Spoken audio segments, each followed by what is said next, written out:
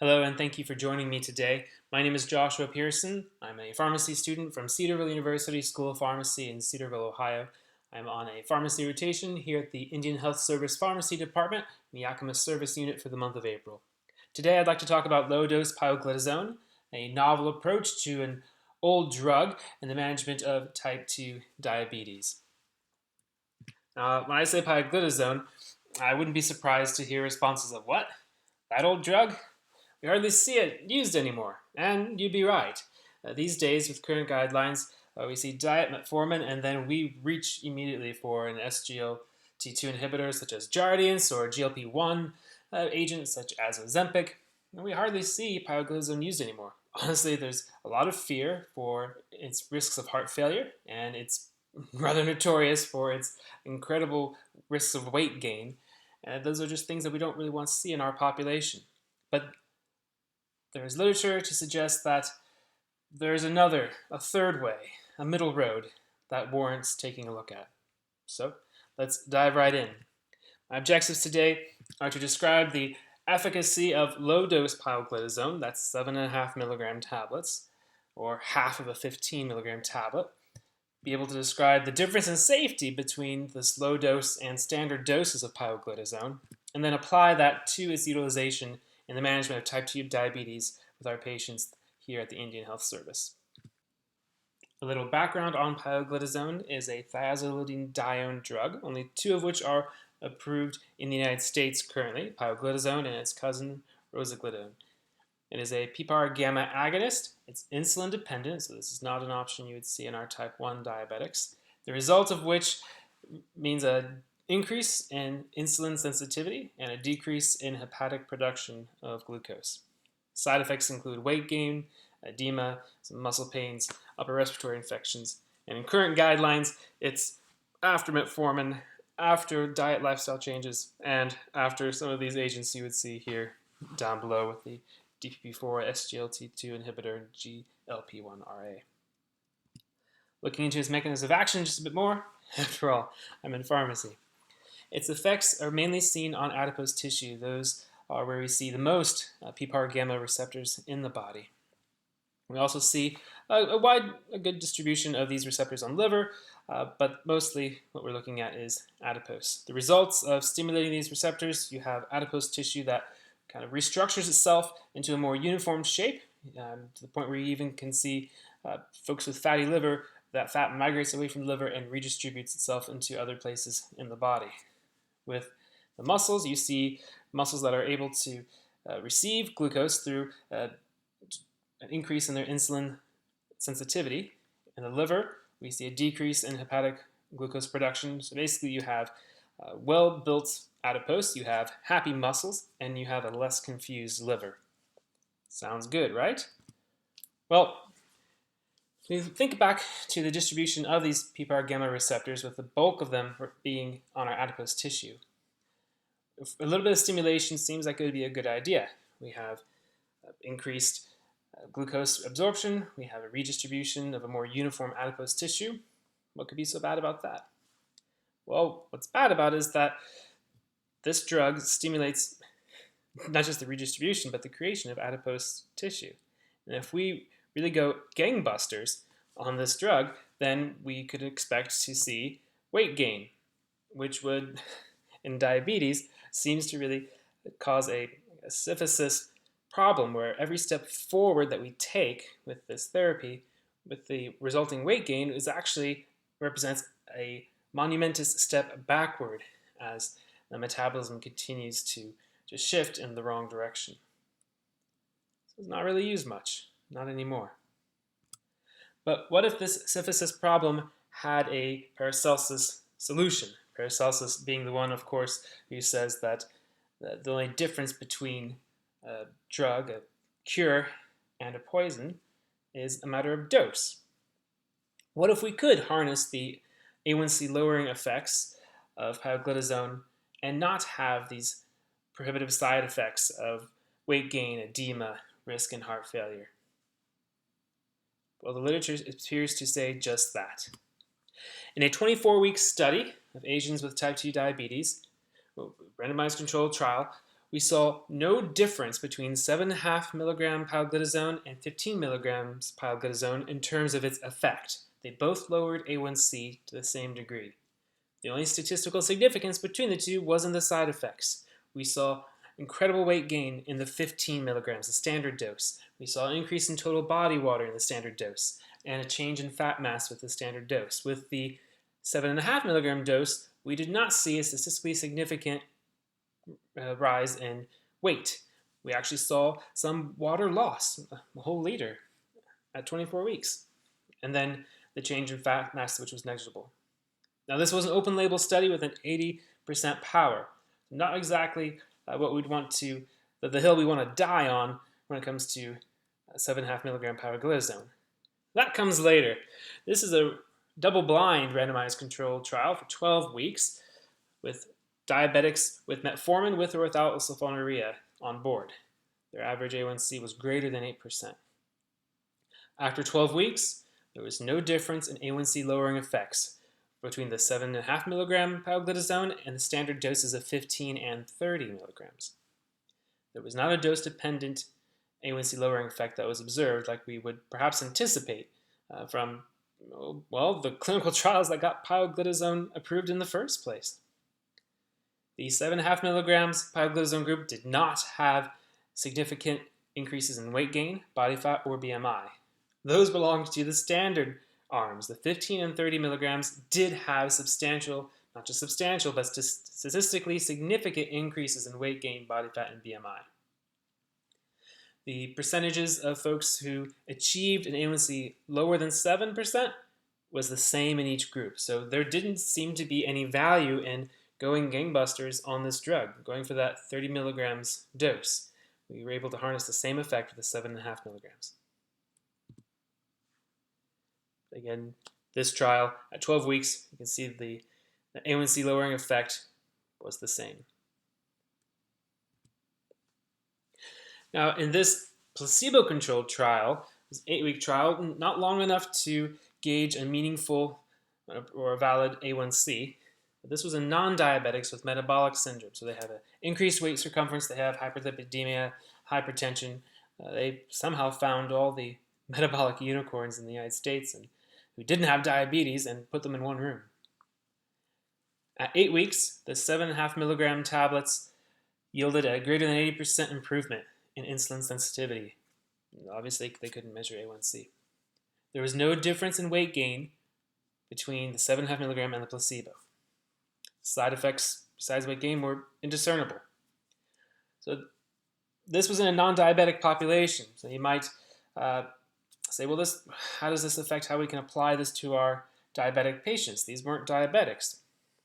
Well, this trial, I think, shows the value of the side effect profile of the 7.5 milligram tablets. Before, we've been comparing it to other forms of pioglitazone, which, honestly, if you're comparing bullets, big bullets, small bullets, they're all bullets. It's just a matter of how hard they're going to hit and how soon you're going to die.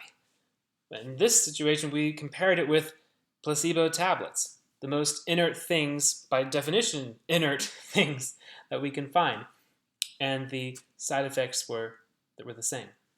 So not only does the 7.5 milligram compare favorably against the higher doses, but it compares favorably alongside the placebo. If you're worried about side effects, it's inert. We have an Asian study, 6 months, so a nice long study, newly diagnosed type 2 diabetic Japanese women with no history of anti-glycemic use. So these were folks who were diagnosed with diabetes and immediately placed on either 7.5 milligrams or 15 milligrams pioglitazone. They did not give them metformin. Not exactly how we roll here at IHS, but for the sake of study, great results. The findings, once again, you're going to get tired of me saying this, but there was no difference in A1C lowering effect between the 7.5 milligrams and the 15 milligram tablets. There was a significant difference in the change of body weight and edema with the 15 milligram tablets. It was not just substantial, it was statistically significant. There was no change in weight or edema with the 7.5 milligram tablets. Limitations, it was a small study, and there was no metformin on board. But a 6-month study, that gives us some time to see how does this dose affect our patients in regards to weight gain and edema. And the answer is, at 6 months, there was still no change in the 7.5 milligram arm. And a 2017 meta-analysis of 7.5 milligram pioglitazone studies really just wraps it up nicely. 7.5 milligrams consistently lowered A1C at statistically the same rate as the 15 and the 30 milligrams of pioglitazone. The 7.5 milligram consistently demonstrated that it had the side effect profile favorable against standard doses and comparable with that of a placebo or an inert substance. Standard doses, as have been proved in other studies, significantly increased weight gain, edema, BMI. In all of the studies that were evaluated for this meta-analysis, not a single participant had either new heart failure or an exacerbation of existing heart failure with the 7.5 milligram dose. And that could not be said with the higher dose arms. This meta-analysis also evaluated a study that took individuals who were already taking standard doses of pioglitazone and changed their dose to 7.5 just to see what would happen. Well, what happened is, predictably, we did not see a change in their A1C control. It stayed the same. What did change is that these patients who were already on standard dose of pioglitazone, they started to lose weight. At 3 months, at 6 months, consistent weight loss. Sounds too good to be true. Well, I'm not even started yet. If that doesn't convince you, we have all sorts of auxiliary benefits to pioglitazone therapy. Aside from Jardiance, it might be the only other diabetic medication that has proven mortality benefit in cardiovascular outcomes. We have effects with depression, reducing our number needed to treat down to 6 when used alongside an SSRI. Isn't that something? And then having benefits in behavioral stabilization and psoriasis control. How does it compare to the other agents on that same shelf of our guidelines? Well, this table is for that purpose. Along with cost, it holds its own against everything except the sulfonylureas. And even this price itself has an asterisk next to it, as these prices are what's available commercially. In the Indian Health Service, we have access to the federal government's contract with wholesalers, which is a steep discount. So take these prices with a grain of salt, as this is what's available commercially, and not what we have here at IHS, which is much lower. Speaking of lower, that's what the A1C is for pioglitazone. Against the other agents, it holds its own. It's substantial. It has ease of dosing with just daily dosing. The weight effect is either neutral or weight loss, depending on which study you want to stake your hopes on. There's no renal adjustment needed. You can use it with bad beans, no problem. The problem comes in is that you've got to split the tablets. 7.5 milligrams is not commercially available in the United States, so we have to cut a 15 milligram tablet in half. Now, pharmacokinetically, that's no problem. The pioglitazone 15 milligram tablet is not coated. There's nothing that would make it so that it would affect the absorption if you cut it. It doesn't taste all that particularly nasty like you might see with a metformin tablet that was cut. But it's not scored, and so you're either hoping that pharmacy cuts it in half for your patients, or that your patient is able to cut their own tablets in half consistently and predictably, and that's not a barrier to adherence for the drug. In a nutshell, benefits of pioglitazone, low dose therapy, the 7.5 milligrams, proven mortality benefit, decreases the risk of heart attack, first stroke by 16%, second stroke by 47%. It stabilizes plaque. It improves fatty liver, decreases triglycerides. It's either weight neutral or promotes weight loss, depending on which study you stake your hopes on. It's effective in delaying time to permanent insulin use. It has auxiliary benefits, side effects that are similar to inert substances, and it is cheaper than dirt. But you might ask, well, didn't I hear something about, I don't know, heart failure, bladder cancer? There was a reason why the FDA slapped warnings on this drug, and there's a reason why we don't really see it reflected as more first-line therapy in the guidelines. Well, you'd be right. For bladder cancer, there is a FDA label warning not to use in active bladder cancer and to use with caution if an individual has a history of bladder cancer. This warning comes from several studies, from Kaiser Permanente retrospective data from insurance claims, a French study, and the proactive clinical trial. It's actually pioglitazone was taken off the market in France and Germany because of these trials. We can respond to this by acknowledging that standard dose pioglitazone has established evidence for hefty side effects. That's not in question. What we would be arguing is it appears that, at least in small short-term studies, up to 6 months, the 7.5 milligrams does not have the same side effect profile as standard dosing. And dosing becomes relevant, in which in the French trial, it appeared that the incidence of bladder cancer didn't appear until 28,000 milligrams cumulative dose, which would be about 10 years of taking 7.5 milligrams of pioglitazone. And there was a decreased risk in the subpopulation of Asians, which with our Native American population, genetically, they would more closely identify with that protective effect with the Asian population.